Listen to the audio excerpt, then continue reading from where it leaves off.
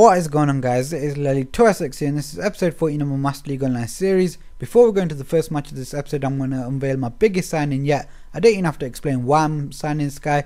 You might not be the quickest, you might not be the strongest, but his passing's good, his first touch is even better, and his dribbling, oh my god. I'm not even going to say anything about this guy. Compared to what I've got right now and the opposition I'm playing, he really is the dog's dangly bits. This guy is so versatile, he can play anywhere in the attacking half. You just got to find the best position for him in your system. Don't try to force him to be a second striker if that's not what suits your system, and that's the mistake I make straight away. I don't actually say I made it straight away, I just tried to experiment with him, and I do fix it pretty much straight away. And you can see I'm playing for a lot of points in the first match of this episode, and it's his debut, and I get off to a terrible start as I tried to clear the ball and I just smash it off the striker and it goes in and puts me 1-0 down.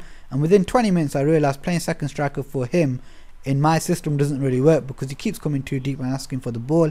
I need a bit more of an outlet, so I changed him to a centre forward so he stays up the pitch and becomes a threat much higher up the pitch, and that's exactly what happens here as he wins the ball really high up the pitch, gets 1-on-1 with the keeper, takes him on like he's a defender and then slots into the back of an empty net to make it 1-1. But then the second goal here, what really impresses me here is not the first trick here, it's just the way he ghosts past this player here. It's almost Kaka like the year he won that Ballon d'Or in that magical season he had with AC Milan. What I did there was I actually let go of the sprint for a quick second just to see if I needed to, turn to avoid a standing tackle or a slide tackle.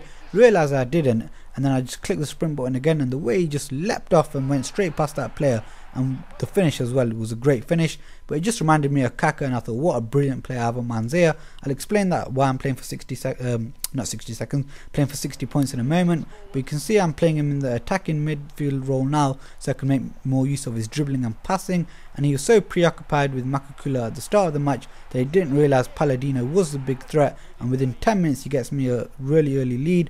And this was a bit more of a personal match for me here because Lukaku was a player I wanted to sign but I couldn't afford him, so I settled for Makakula. So I really wanted Makakula to shine this match, and Lukaku there, set up the equalising goal. But Makakula didn't stay quiet for long here as he picks the ball up from the clearance and drives out wide, but then he offers me so much space on the inside which I just had to take, so I cut in, and then I give the ball to Holigu, and I only take this easy option of finishing when the opposition player or his team selection really pisses me off.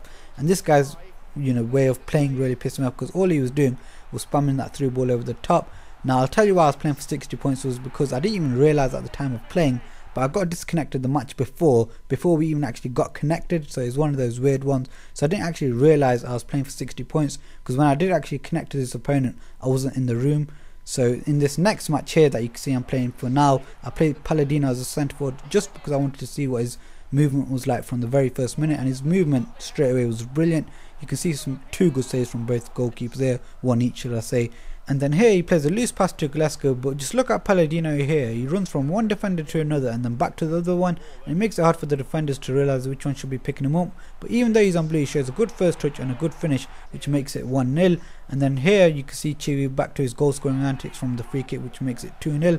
And then by this stage here, just after half time, it was game over, it was already 3-0. But Palladino almost provided what would have been a dream goal had that ball managed to get through to Albin, and he struck it in first time. But we can always love to imagine them sort of things, so I've let that out there for you guys. But now we're going to the next match of the episode, and you can see I'm playing against what's meant to be another slightly stronger team, but Palladino is making light work of these guys, and this guy doesn't help himself here as he gifts the ball to Van Borad, who powers it past the keeper to make it 1-0. And then here he gets a bit of luck himself as Chivi intercepts it, but then gets tackled immediately with this guy with a horrible name who makes it 1-1. And then here I get extremely lucky as well when it ricochets off both defenders and goes back into Palladino's path nicely. But there's nothing lucky about this, I've said this before, he just goes past these players like they're not even there, and then he just gets there before the keeper does and toe pokes it past him with a bit of a deflection off the keeper as well to make it 2-1. And then Ackerberg here plays a nice through ball to Makakula, who takes a great first touch, who gets himself 1-on-1 with the keeper, who composes himself really nicely and a lovely finish makes it 3-1. And then at this stage of the game, Palladino had this guy all over the place. He didn't know how to defend him. It just looked so easy, and it felt so easy to get past this guy. I was just doing trick after trick, and that little cut there was meant to go slightly further ahead so I could get a better shot off. But he had a decent enough effort which left Van Borad with an empty net to get his second of the game, and it ended 4-1. Now this next match was a bit of a crazy match because this could have been a comfortable victory for either one of us had we had a bit of luck at them key moments of the match. But none of us got that look, so it ended up being one of those where it always kept it alive for the other guy, and that's exactly what happened this match because there's moments where he could have killed this game off for me, and there's moments where I felt like had I got that goal I would have gone on to win quite comfortably really early on. This match was actually all decided in the first half, which is crazy enough when you see the scoreline at half time. You saw me go behind really early on, but then I almost reply instantly with a lovely team move which sees Palladino hit the post in a one-on-one situation, and the rebound is followed up and goes behind for a corner. But this next passage of play here just sums up what this match is all about. I got a good effort on goal here, comes back to Palladino and somehow doesn't go in off that ricochet, but then I thought okay, finish it off there, and it gets taken away from him from the defender, put it back into the box, and then the keeper goes a bit theatric and punches it to the keeper. While I'm still wondering how that hasn't gone in, this guy is cheeky enough to go and hit me on the counter attack, and somehow that guy has some brutal pace to get past, get to the ball before Piccini, and then Al Magawi ends up stepping over the ball, gets one-on-one with the keeper, hits the aim, and ends up going into the back of the net to make it 2-0. A hopeful lump into the box, just about to go out for a goal kick, but he ends up keeping it in for some weird reason. I don't know why he did that, and he must regret that now when he looks back at this, because I smashed the ball past the near post, and a late challenge on Palladino ends up getting me a penalty, and Chivi, the set piece specialist, makes it 2-1. Here for me is the biggest key moment of the match, because it was just like before, instead of me being on level terms, he ends up going ahead. So instead of him extending his lead, this time he ends up coming back on level terms.